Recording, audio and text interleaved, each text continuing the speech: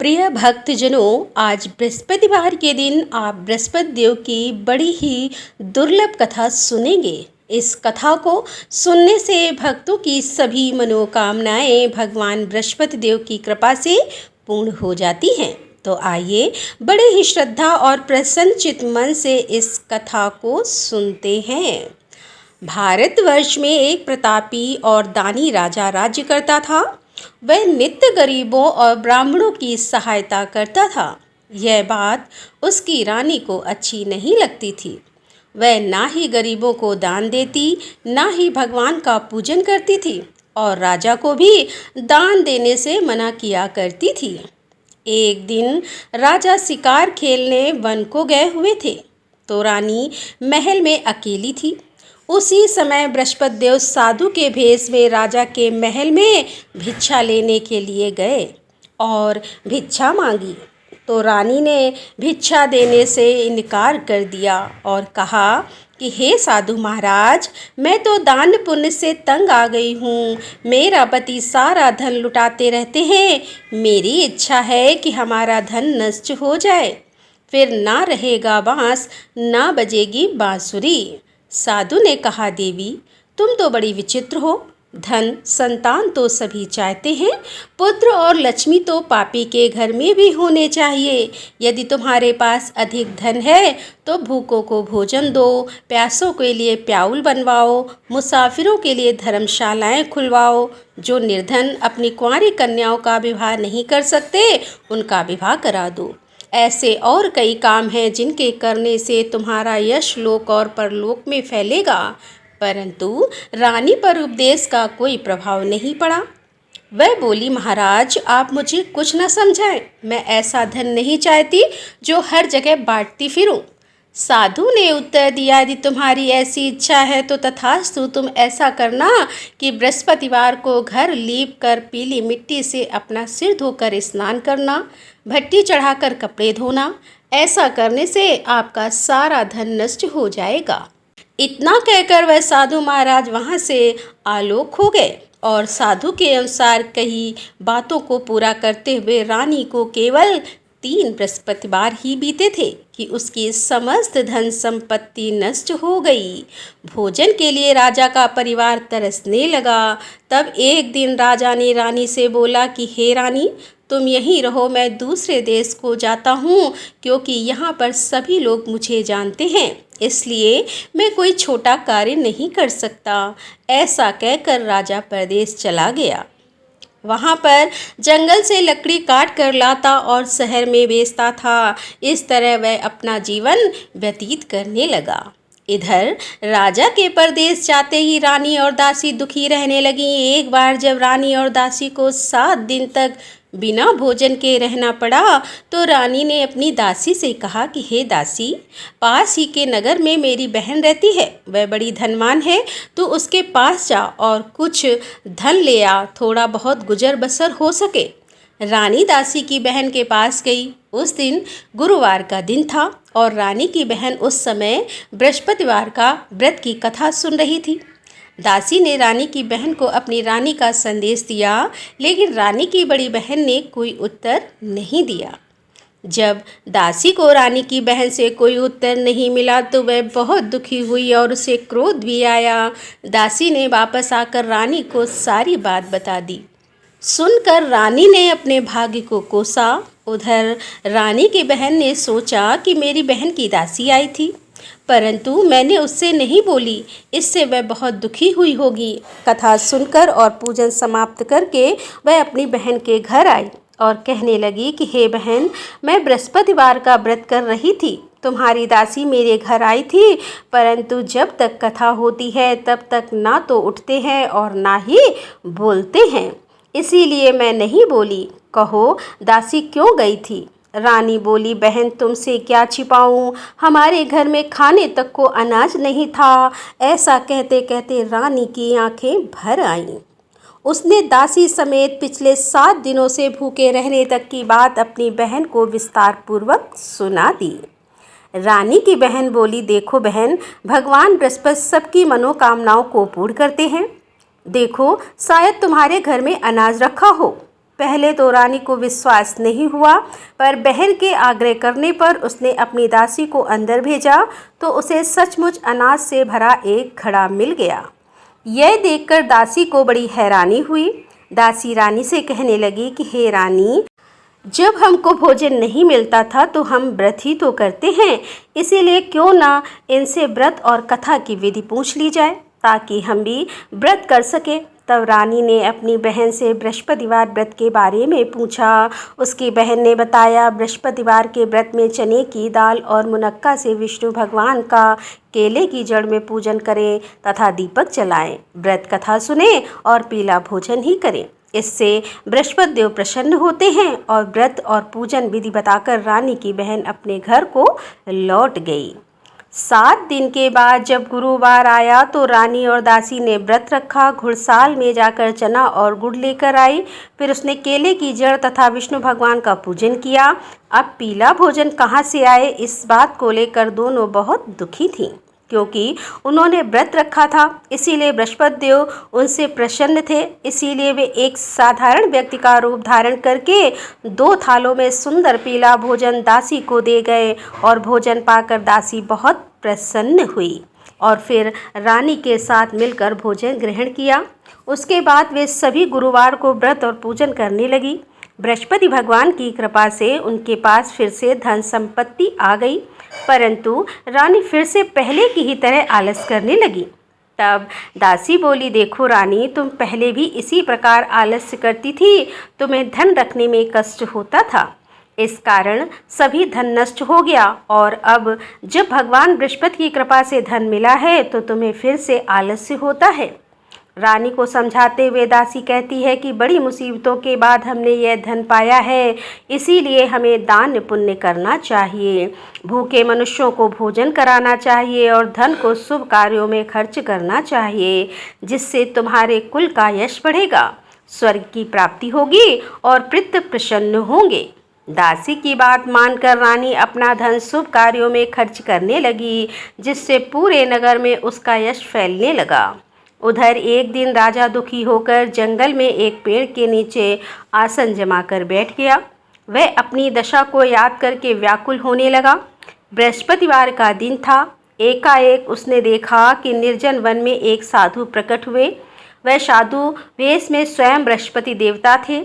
लकड़हारे के सामने आकर बोले कि हे लकड़हारे, इस सुनसान जंगल में तू इतना चिंता मग्न क्यों बैठा है। लकड़हारे ने दोनों हाथ जोड़कर प्रणाम किया और उत्तर दिया, महात्मा जी, आप सब कुछ जानते हैं, मैं क्या कहूँ। यह कहकर रोने लगा और साधु को अपनी आत्मकथा सुनाई। महात्मा जी ने कहा, तुम्हारी स्त्री ने बृहस्पतिवार के दिन बृहस्पति भगवान का निरादर किया है, जिसके कारण रुष्ट होकर उन्होंने तुम्हारी यह दशा कर दी। अब तुम चिंता को दूर करके मेरे कहने पर चलो, तुम्हारे सब कष्ट दूर हो जाएंगे और भगवान पहले से भी अधिक संपत्ति देंगे। तुम बृहस्पति के दिन कथा किया करो, 2 पैसे के चने मुनक्का लाकर उसका प्रसाद बनाओ और शुद्ध जल से लोटे में शक्कर मिलाकर अमृत तैयार करो और कथा के पश्चात अपने सारे परिवार और सुनने वाले प्रेमियों में अमृत व प्रसाद को बांटकर खुद भी ग्रहण करो। ऐसा करने से भगवान तुम्हारी सब मनोकामनाएं पूरी करेंगे। साधु के ऐसे वचन सुनकर लकड़हारा बोला, हे प्रभु, मुझे लकड़ी बेचकर इतना पैसा नहीं मिलता जिससे भोजन के उपरांत कुछ बचा सकूं। मैंने रात्रि में अपनी स्त्री को व्याकुल देखा। मेरे पास कुछ भी नहीं है जिससे मैं उसकी खबर मंगा सकूं और फिर मैं बृहस्पति देव की क्या कहानी सुनूं। मुझको तो कुछ भी मालूम नहीं। साधु ने कहा कि हे लकड़हारे, तुम किसी बात की चिंता मत करो।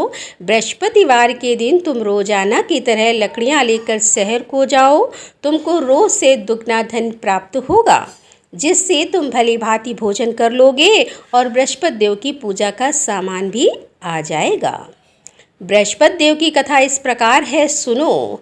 प्राचीन काल में एक ब्राह्मण रहता था। वह बहुत निर्धन था। उसकी कोई संतान नहीं थी।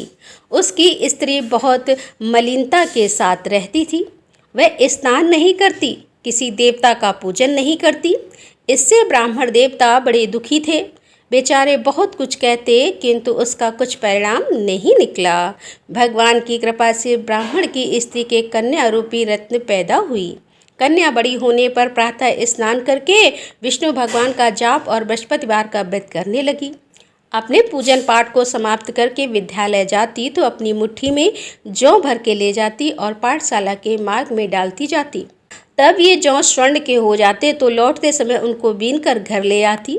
एक दिन वह बालिका सूप में उस सोने के जौ को फटक कर साफ कर रही थी कि उसके पिता ने देख लिया और कहा कि हे बेटी, सोने की जौ के लिए सोने का सूप होना चाहिए।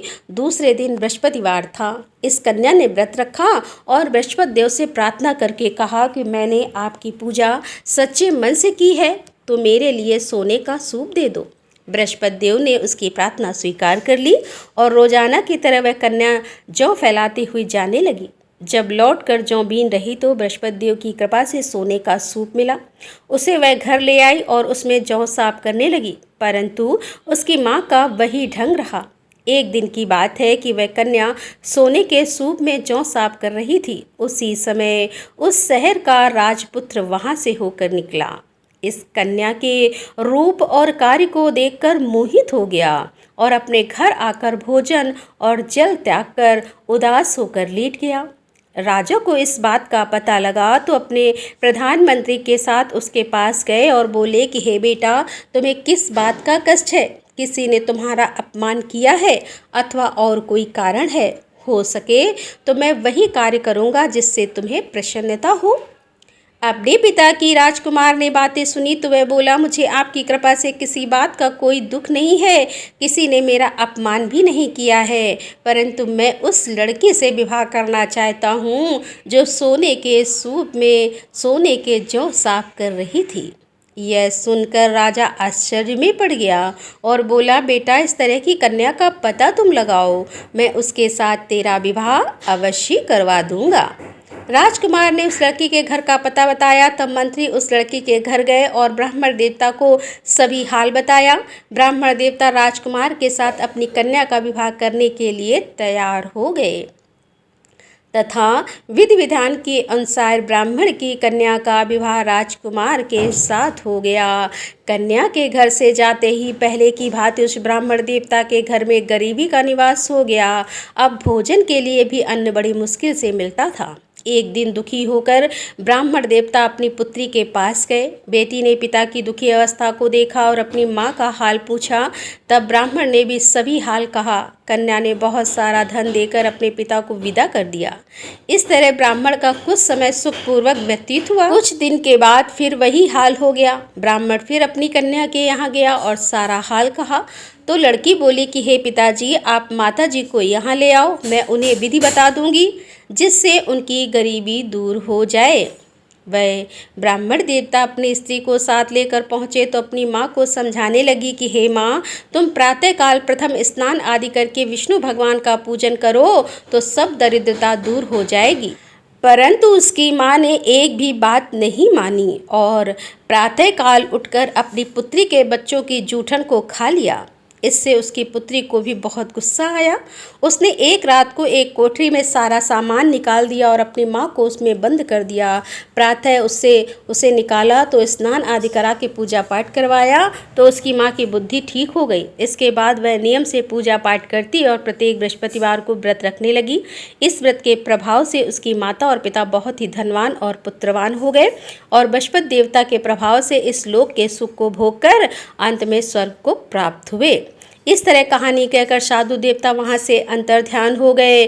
धीरे धीरे समय व्यतीत होने पर फिर वही बृहस्पतिवार का दिन आया। लकड़हारा जंगल से लकड़ी काटकर किसी शहर में बेचने गया। उसे उस दिन और से अधिक धन मिला। राजा ने चना गुड़ आदि लाकर गुरुवार का व्रत किया। उस दिन से उसके सभी कलेश दूर हो गए। परंतु जब दोबारा गुरुवार का दिन आया तो बृहस्पतिवार का व्रत करना भूल गया। इस कारण बृहस्पति भगवान नाराज हो गए और उस दिन उस नगर के राजा ने विशाल यज्ञ का आयोजन किया था तथा शहर में यह घोषणा करा दी कि कोई भी मनुष्य अपने घर में भोजन ना बनाए, ना आग जलाए, समस्त जनता मेरे यहाँ भोजन करने आए। इस आज्ञा को जो ना मानेगा उसे फांसी की सजा दी जाएगी। इस तरह की घोषणा संपूर्ण नगर में करवा दी गई। राजा की आज्ञा के अनुसार शहर के सभी लोग भोजन करने गए, लेकिन लकड़हारा कुछ देर से पहुंचा, इसीलिए राजा उसको अपने साथ घर ले गए और ले जाकर भोजन करा रहे थे तो रानी की दृष्टि उस खूंटी पर पड़ी जिस पर उसका हार लटका हुआ था। वह वहां पर दिखाई नहीं दिया। रानी ने निश्चय किया कि मेरा हार इस मनुष्य ने चुरा लिया है। उसी समय सिपाहियों को बुलाकर उसको कारागार में डलवा दिया।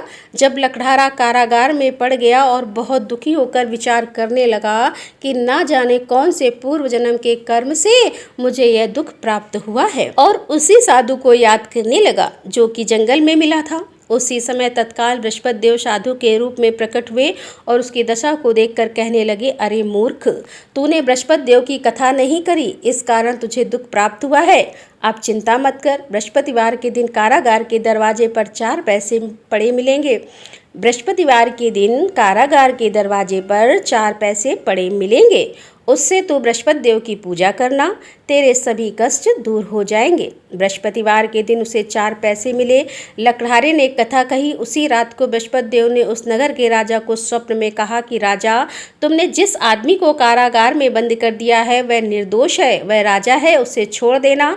रानी का हार उसी खूंटी पर लटका है। अगर तू ऐसा नहीं करेगा तो मैं तेरे राज्य को नष्ट कर दूंगा। इस तरह रात्रि के स्वप्न को देखकर राजा प्रातः काल उठा और खूंटी पर हार देखकर लकड़हारे को बुलाकर क्षमा मांगी और लकड़हारे को योग सुंदर वस्त्र आभूषण देकर विदा कर दिया। बृहस्पति देव की आज्ञा के अनुसार लकड़हारा अपने नगर को चल दिया। राजा जब अपने नगर के निकट पहुंचा तो उसे बड़ा आश्चर्य हुआ। नगर में पहले से अधिक बाग, तालाब, कुएं तथा बहुत सी धर्मशालाएं, मंदिर आदि बन गई हैं। राजा ने पूछा, यह किसका बाग और धर्मशाला है? तब नगर के सब लोग कहने लगे, यह सब रानी और बांदी के हैं। तो राजा को आश्चर्य हुआ और गुस्सा भी आया। जब रानी ने यह खबर सुनी कि राजा आ रहे हैं तो उन्होंने दासी से कहा कि दासी देख, राजा हमको कितनी बुरी हालत में छोड़ गए थे।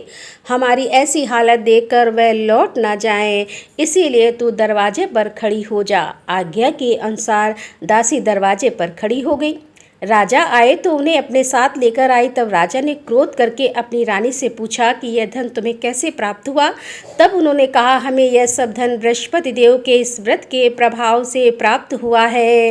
राजा ने निश्चय किया कि 7 रोज बाद तो सभी बृहस्पति देव का पूजन करते हैं, परंतु मैं प्रतिदिन दिन में 3 बार कहानी और रोज व्रत किया करूँगा। अब हर समय राजा के दुपट्टे में चने की दाल बंधी रहती और दिन में 3 बार कहानी कहते। एक रोज राजा ने विचार किया कि चलो अपनी बहन के यहाँ हो आएं। इस तरह निश्चय करके राजा घोड़े पर सवार होकर अपनी बहन के यहाँ को चलने लगा। मार्ग में उसने देखा कि कुछ आदमी एक मुर्दे को लिए जा रहे हैं। उन्हें रोककर राजा कहने लगा, अरे भाइयों, मेरे बृहस्पति देव की कथा सुन लो। वे बोले, लो, हमारा तो आदमी मर गया है, इसको अपनी कथा की पड़ी है। परंतु कुछ आदमी बोले, अच्छा कहो, हम तुम्हारी कथा भी सुनेंगे। राजा ने दाल निकाली और जब कथा आदि हुई कि मुर्दा हिलने लगा, और जब कथा समाप्त हो गई तो राम राम करके मनुष्य उठकर खड़ा हो गया। आगे मार्ग में उसे किसान खेत में हल चलाता मिला तो राजा ने उसे देखकर बोला, अरे भैया, तुम मेरी बृहस्पतिवार की कथा सुन लो। किसान बोला, जब तक मैं तेरी कथा सुनूंगा तब तक 4 हरया जोत लूँगा। जा अपनी कथा किसी और को सुनाना। इस तरह राजा आगे चलने लगा। राजा के हटते ही बैल पछाड़ खाकर गिर गए और किसान के पेट में बड़ी जोर का दर्द होने लगा। उस समय उसकी माँ रोटी लेकर आई और उसने जब यह देखा तो अपने पुत्र से सब हाल पूछा और बेटे ने सभी हाल कह दिया। तो बुढ़िया दौड़ी दौड़ी उस घुड़सवार के पास गई और उससे बोली कि मैं तेरी कथा सुनूंगी, तू अपनी कथा मेरे खेत पर चलकर ही कहना। राजा ने बुढ़िया के खेत पर जाकर कथा कही, जिसके सुनते ही वह बैल उठकर खड़े हुए तथा किसान के पेट का दर्द भी बंद हो गया। राजा अपनी बहन के घर पहुंचा। बहन ने भाई की खूब मेहमानी की। दूसरे रोज प्रातःकाल राजा जगा तो वह देखने लगा कि सब लोग भोजन कर रहे हैं। राजा ने अपनी बहन से कहा, ऐसा कोई मनुष्य है जिसने भोजन नहीं किया हो, मेरे बृहस्पतिवार की कथा सुन ले। बहन बोली कि हे भैया, यह देश ऐसा है कि पहले यहाँ लोग भोजन करते हैं और बाद में अन्य काम करते हैं। अगर कोई पड़ोस में हो तो देखाऊं। वह ऐसा कहकर देखने चली गई, परंतु उसे कोई ऐसा व्यक्ति मिला ही नहीं जिसने भोजन ना किया हो। अतः वह एक कुम्हार के घर गई जिसका लड़का बीमार था। उसे मालूम हुआ कि उसके यहाँ 3 रोज से किसी ने भोजन नहीं किया है। रानी ने अपने भाई की कथा सुनने के लिए कुम्हार से कहा तो वह तैयार हो गया। राजा ने जाकर बृहस्पतिवार की कथा कही, जिसको सुनकर उसका लड़का ठीक हो गया। अब तो राजा की प्रशंसा होने लगी। एक रोज राजा ने अपनी बहन से कहा कि हे बहन, हम अपने घर को जाएंगे, तुम भी तैयार हो जाओ। राजा की बहन ने अपनी सास से कहा तो सास ने कहा, हाँ चली जा, परंतु अपने लड़के को मत ले जाना, क्योंकि तेरे भाई की तो कोई औलाद ही नहीं है। बहन ने अपने भैया से कहा कि भैया, मैं तो चलूँगी पर कोई बालक नहीं चलेगा। तो राजा बोला, जब कोई बालक ही नहीं चलेगा तब तुम ही क्या करोगी। बड़े दुखी मन से राजा अपने नगर को लौट आया। राजा ने अपनी रानी से कहा कि हम निर्वंशी हैं, हमारा मुँह देखने का धर्म नहीं है और कुछ भोजन आदि नहीं किया है।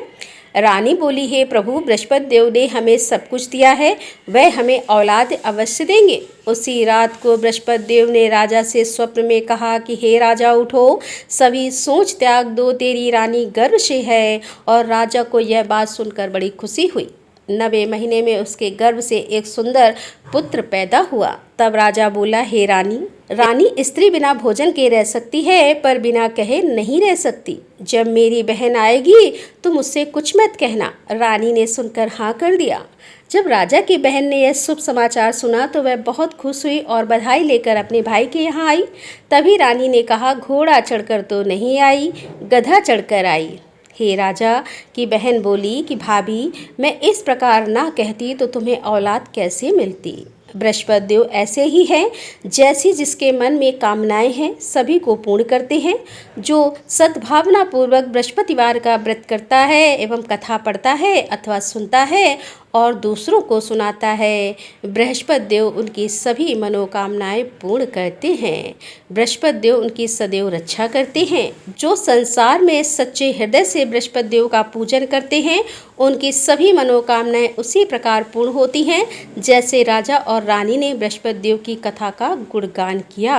उनकी सभी इच्छाएं बृहस्पति देव ने पूर्ण की। मनुष्य को हृदय से उनका मनन करते हुए जयकारा करना चाहिए। तो प्रेम से बोले बृहस्पति देव की जय, विष्णु भगवान की जय, समस्त देवी देवताओं की जय। अब आप भगवान बृहस्पति देव की आरती श्रवण कीजिए। ओम जय बृहस्पति देवा, स्वामी जय बृहस्पति देवा। छिन छिन भोग लगाऊं, कंदली फल मेवा। ओम जय बृहस्पति देवा। तुम पूर्ण परमात्मा, तुम अंतर्यामी, जगत पिता जगदीश्वर, तुम सबके स्वामी।